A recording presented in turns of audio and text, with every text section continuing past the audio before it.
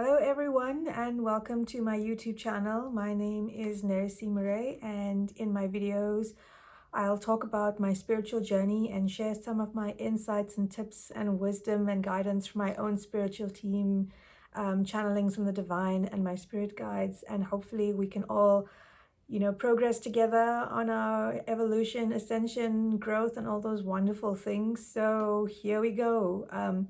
I think throughout the years, one of the most really helpful things on my spiritual journey has been writing down my thoughts and writing down my dreams and writing down guidance from my team, guidance that I couldn't articulate while speaking and couldn't articulate even in my own thoughts because of the emotional turmoil, confusion sometimes. And I felt that writing down helped me clarify many of the feelings, thoughts, messages, and guidance that I was experiencing, getting just this whole gamut of spiritual evolution and growth can be a crazy journey and process and everything happening at the same time. Like, how do you make sense of it? And I felt the best way for me just to clarify, get it out of my head and onto a piece of paper just gave me so much peace, and also gave me a great tool for reflection and a great tool for clarification, and just something that was quick, easy, cheap, and not very taxing, to be honest. It was really just easy. And as I progressed in my experience with journaling, and not only in journaling, but just my, oh, the cat's out of the bag, it's journaling, I found that it was actually magical, and magical in the true sense of the word. In my spiritual journey, I've really embraced a lot of the esoteric and energy intensive work, and magical practices are amongst them. And for me, magic is using energy, harnessing energy, getting energy together and directing it to a tangible outcome. So using all the energy that I have, cultivating energy, and then deciding what I want and using that energy and magical process to have it manifest in my life. So journaling is one of the ways that I do that. And how is journaling magical, you may ask? Well, in the classic or simplest way of describing magic, you take all the elements and using energy and your intention and your energy and the actual action of writing, you put everything in this tangible form and you direct it into life. So we have the element of water or liquid in your pen. We have the earth in your books. We have air in your thought forms, and I like to light a candle.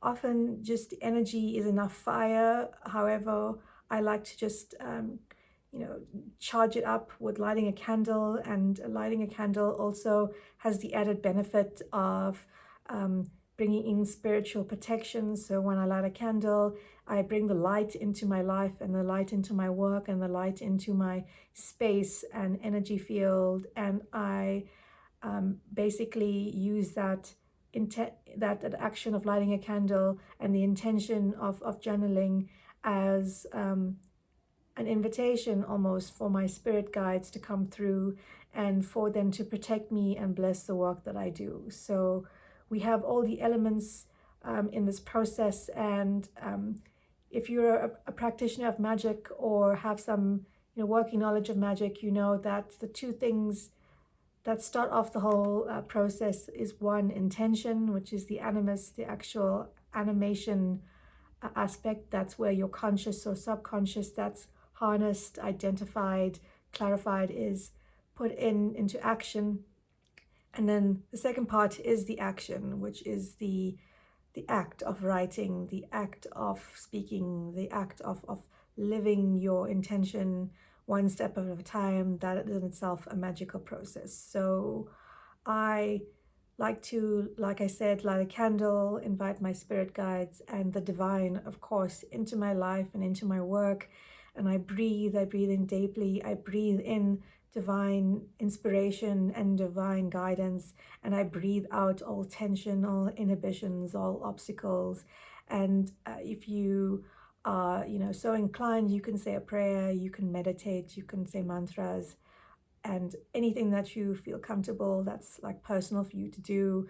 That's amazing, because you really imprint your own energy into your practice and your process. And if you feel guided, follow the guidance of your divine team, because that's what's going to make it more effective and more real for you. And the guidance from my team has always been just to do it and not to worry about being perfect, because I can be a bit of a perfectionist, and I use perfectionism as a tool of procrastination often. I recognize that with myself. And I think for you, just see what works best for you, like what is moving you forward, what's holding you back, and let's just be honest. And even if you can't act on anything, that's fine. Just the act of recognition is just a huge step.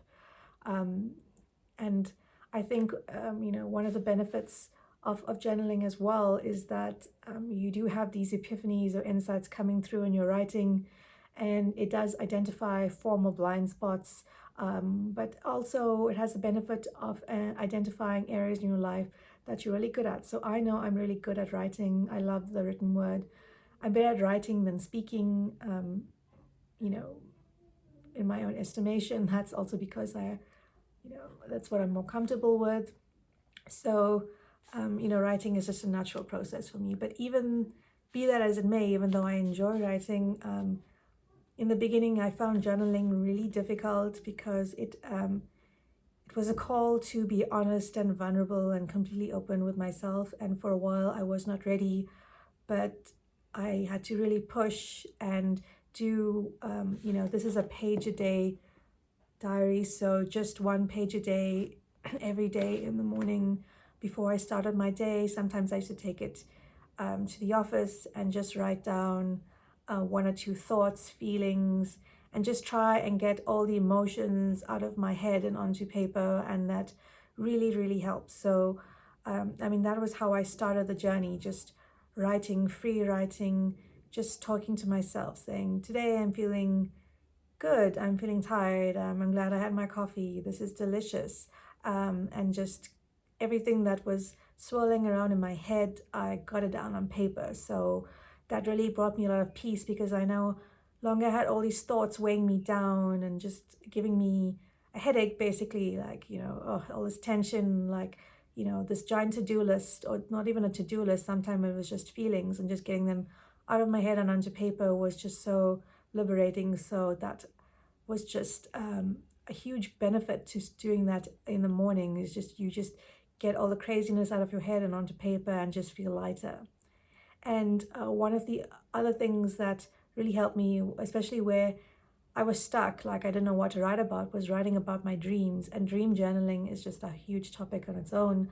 But when I found that I wrote my dreams and I used to track them, you can even basically look at what you've done. And like, that's where these page a day diaries are helpful, because they have dates on them. So if you date, even just an ordinary composition book, you can actually track them according to the moon signs or the moon phases, and like the position of the stars and astrological happenings and events and clearings. And if you're into Vedic astrology, the placements of the nakshatras. So you really have a really good guidebook of your own headspace, and like where the stars and the guidance of the universe, and where the universe itself is moving, and where you are moving with the universe. So that's a really good place to track your spiritual journey and evolution and thoughts, and also the guidance that's coming through, not just from your spirit guides, but from the universe itself.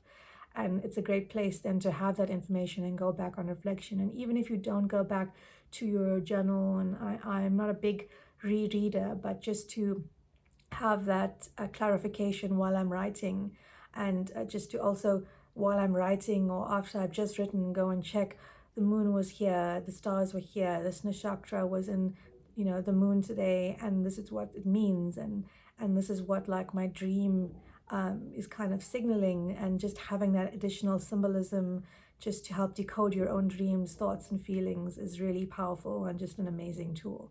So that's part of the dream journaling aspect or benefit from journaling. And we've spoken briefly about just getting some peace of mind and just getting all the thoughts out of your head on paper, and having that calming process of journaling. And now to the magic. So I find that the better I got at journaling, or rather the more comfortable I got at journaling and having my own thoughts or having a dialogue with myself, my spirit guides came to me much more freely through writing. And they always are with me, and they always speak to me, and they always give me guidance through signs, through everything is a sign: bird song, music, lyrics, people, etc. But now here's something that's really easier to decipher. They come out and speak to you in your own handwriting and words. So when I had a question, they would answer it in my journaling. Or sometimes I didn't have a question, but guidance was coming through to me to follow. And this is really helpful if you kind of are looking for something, or want to move forward in an aspect of your life, and you're kind of stuck in your own conscious process. You dig deep into the subconscious of your mind, and not just your mind, your soul, and you strengthen and build the bridge between your conscious and your subconscious, and then your spirit guides just have that additional tool to speak to you. And you don't only strengthen the actual habit, you also strengthen the voice, the channel, the what do you call it, the mechanism through which your spirit guides can speak to you. Often the voice can be quite small at the back of your head, but the more you kind of clear away the debris of like distraction and confusion, and you clarify, make everything a little bit easier for them to speak to you. So the voice gets louder and louder, and you can actually discern your own voice from their guidance. And I mean, that really came through with journaling.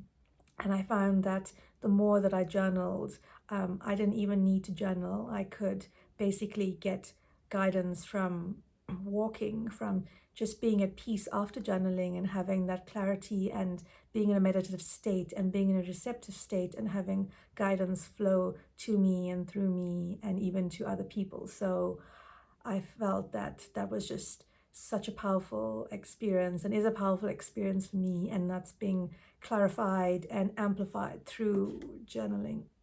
So but back to the magic. So if you have this wish or intention or great desire, and you write about it every day, and you write to yourself, you write to your spirit guides the answers as to how, in spiritual practice, you should never, your focus should be on the what. I mean, your desires are your desires, and you are a beautiful and blessed child of God, and of course part of infinite consciousness. So you are powerful and can create and manifest your heart's desires, of course. And but the human side is the how. But actually, that isn't the human side. That is the distraction, the kind of the ruse. The how is the universe's job. So by journaling and clarifying the what, the how will come through you, or the guidance of the how will come either in the writing, the second part, like your desires are clarified in your journaling, and then the how also, the guidance will come through. And even outside your journaling process, you'll find that once your energy or your intention is clarified, and you start following the guidance of your spirit team, of the divine, of your own heart, which is part of source consciousness, which is the window of source consciousness, then everything starts falling into place, and the how just automatically falls into place, and you don't have to worry about the how anymore. It's the what, it's your desires, it's clarifying the true nature of you and yourself and your heart's wishes, and that is greatly facilitated and helped by writing it out. So that's the magical process of using your pen. And what I didn't speak about, but what's really profound, and it came to me as an epiphany while I was meditating on this video, is that you should think of your pen as a magic wand.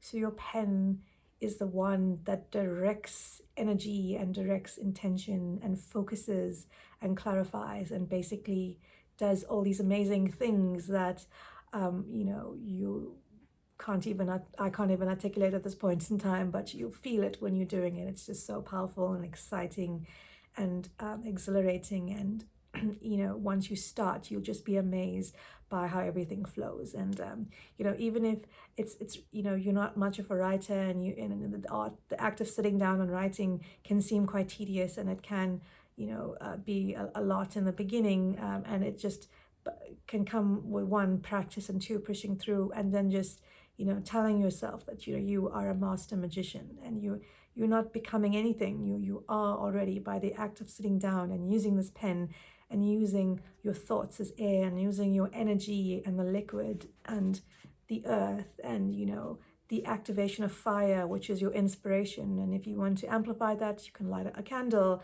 That is magic, and you're making it happen. So that's really amazing, and I'm really grateful for my spirit guides for giving me that epiphany, because that's just been so cool, and it just made this whole process not just more exciting but more real, and just has helped me manifest so many beautiful things.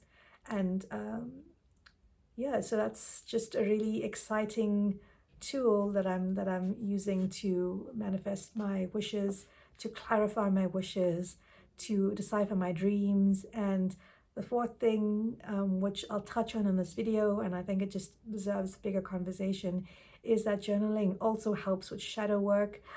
Because while I was journaling and having conversations with myself, what I found coming out was a lot of thoughts, a lot of feelings, a lot of memories, just so much that was pushed down and suppressed and carried around. So all this internal baggage was brought up into the light to be healed and to be released, and that process is called shadow work. So if you are doing shadow work, and there's many ways to do shadow work, through meditation, through therapy, through trauma releasing exercises, yoga, just all these wonderful methods of doing shadow work. And to add to that, journaling definitely can take a foremost place in it, because journaling can be so simple and just take you into a meditative or trance-like state. So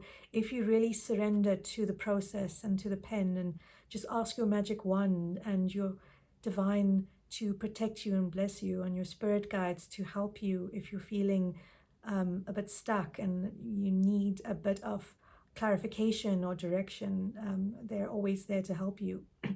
And in addition, just call upon your own higher self to help move you on the process, and just to reveal those aspects of yourself that are ready to come to the forefront, to be healed, just to have that enlightenment, that recognition, that release. And the release can be in many avenues. It can be, as I've spoken before, in the meditation and the yoga and the therapy, but also the release onto the paper. So everything that's in you and that has been pushed to the back of your conscious mind, to the back of your energy field, to the back of your life, and that is calling for recognition, enlightenment, dialogue, engagement, healing, peace, release, that will all come out when you are ready, when you give it permission to do so, and at intervals when you're ready. So it may not all come out at once. So for example, when I journal, I intentionally try and do shadow work sometimes, and I write a letter to my inner child.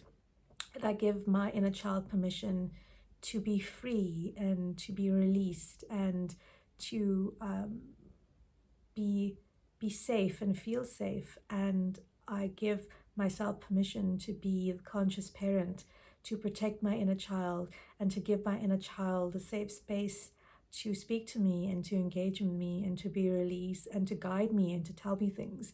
And that's when I find that my inner child comes um, through my journaling and gives me insights as to my past and say to me, for example, Neresi, you had this experience when you were a child, and for example, you loved to be creative, you loved to write, you had creativity like coming out of your fingertips, and you really wanted to work in a magazine, in a newspaper, be a writer, but because you were academically inclined and maybe those professions were not seen as financially viable. I mean, that was kind of a judgment back in the day by your perhaps teachers or elders, etc. You were kind of encouraged to go in this direction and not pursue the creative direction. And that's why you shut off certain parts of yourself or abilities or just avenues of creativity, and you focused on these very left brain academic aspects of yourself that you could do and that were talents and gifts to you. However, that's not the whole or complete part of you, and you also had the creativity to rely on and to kind of also amplify your other talents. But because it was frowned upon, and you also judged it, as maybe not being serious or maybe being frivolous, you kind of toned those down and amplified the other aspects too. So, I mean, these are insights that I personally had and that I never realized until I really sat down and had a conversation with my inner child through dialogue and through journaling. And of course, this doesn't come through on the first day. It can, like, if you're really ready and you sit down and you give yourself the permission and the safe space. I mean, you can like really have a substantial breakthroughs and a fabulous conversation, and it's really up to you and what you are ready for and what you want to do and what you give yourself permission to do. And with the spiritual journey, I'm going to say that the guides are often very gentle with you, especially in the beginning, and they don't want you to feel overwhelmed and to feel just like you can't do it or it's too much. They really don't want you to have those negative experiences because they really want you to move forward. That being said, this process can, reveal or release many uncomfortable feelings and pain that's been pushed down to you, but that just wants to be released. And I think one insight that I received, I think it was in a YouTube channel, and I hope I can remember the YouTuber to credit her, maybe not to do, but today, but at some point, him or her, I'm not sure, was that when we experience pain and we push it down, we can carry it for a lifetime, but that's not really healthy or what we need to do. I mean, if we experience pain and sometimes we feel too uncomfortable with that pain, we just need to give ourselves a safe space to engage with that pain, feel the pain, talk to the pain, tell the pain, tell me what you need from me, tell me what your blessing is, tell me what the lesson is that I need to learn, and give me the guidance, the purpose of this pain, and let me see it. Reveal yourself to me so I can do the necessary, do what I need to do, and then release it, and then just move forward and not have to have this experience again. And that is a very divine aspect of pain or negative experiences. There's a purpose to everything. So often when you journal and pain or negative or uncomfortable feelings come through, process it, like ask these feelings, okay, tell me why are you still here? Where did you come from? Why am I holding on to you? Tell me what I need to do with you. Tell me how I need to do what I need to do and then let you go. And that can come out through journaling, it can come out through meditation, it can come out through therapy, it can come out through trauma releasing exercises, through yoga. There's so many spiritual practices. And I think, I found once I started journaling and all these uncomfortable feelings can come through, I sat with the pain. I really was honest with the feeling or the feelings, and I processed it, and I hopefully learned the lesson and let it go. And once you really do what you need to go do and you let it go, it's out of you.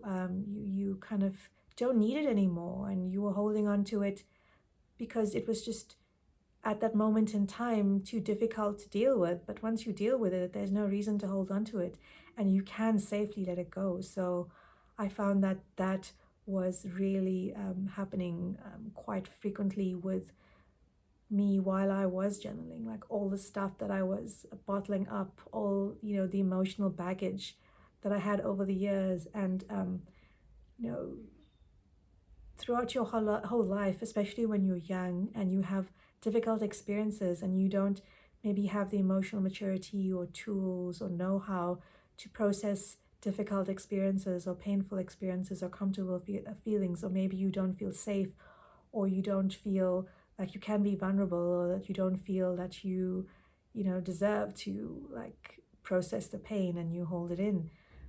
And then, later on, as life goes on, you grow and you spiritually develop and you learn as a person, this is what I need to do, and this is not healthy, this is healthy. And you kind of have developed the abilities to identify pain points and process them and feel safe and ready and feel strong enough to go through the process and engagement of dealing with pain. So that has been a huge upside for journaling, because even if you, at that point in your life where you may not have that guidance, you can receive that guidance from your spiritual team. You can receive that guidance from your inner child, and you can actually send a sign to the universe through your journaling that you're ready to grow, you're ready to receive the messages, you're ready to receive the guidance to develop and to help you process difficulty, pain, etc., and to grow. And that can come in the form of direct messages from your journaling, from YouTube guides, from serendipities, from omens, from signs, etc. It can come through in a million ways, and it's all about you walking the journey and just being brave and being authentic and being true to yourself, and taking the first step and saying, I love myself, and because I love myself so much, I'm going to love myself enough to give myself permission to be free and authentic, and to feel safe, and to be vulnerable, and to allow myself to go on the journey of finding myself, of healing myself, of being true to myself, and just being. And I think journaling and just the whole spiritual journey has been that empowering for me. So I hope that this first YouTube video of mine has been good for you and helpful, and just how do I say, what you needed to hear right now. So I hope that my guides and the divine coming through me has shared what needed to share. And if you found this YouTube video, I am confident that you are on a spiritual journey and you are ready to embark upon the healing and learning and growth that you are basically on, because wherever you are, you've come from somewhere, which means you're not on a point zero. Just being on this earth has given you challenges and has grown you and developed you and shaped you. So well done for just being here and getting to the point of where you are now. So just be proud of yourself. And I shouldn't use that word, just be proud of yourself. And I can share with you that I have consciously been on a spiritual journey for over 20 years, and every day is amazing and gives me new learning points. And And I'm excited and happy to share, and also happy to grow with you. So I'm happy to hear your comments and questions and just thoughts in the comments box below. And it's been my absolute pleasure to share this time with you. And I'm so grateful that you have shared this time with me, and love and light to you, and my blessings to you. And I wish you the fullest joy, and I wish you immense love and blessings. So thank you so much. Namaste, Vanakkam, love and light to you. Thanks, my beautiful friends. Goodbye.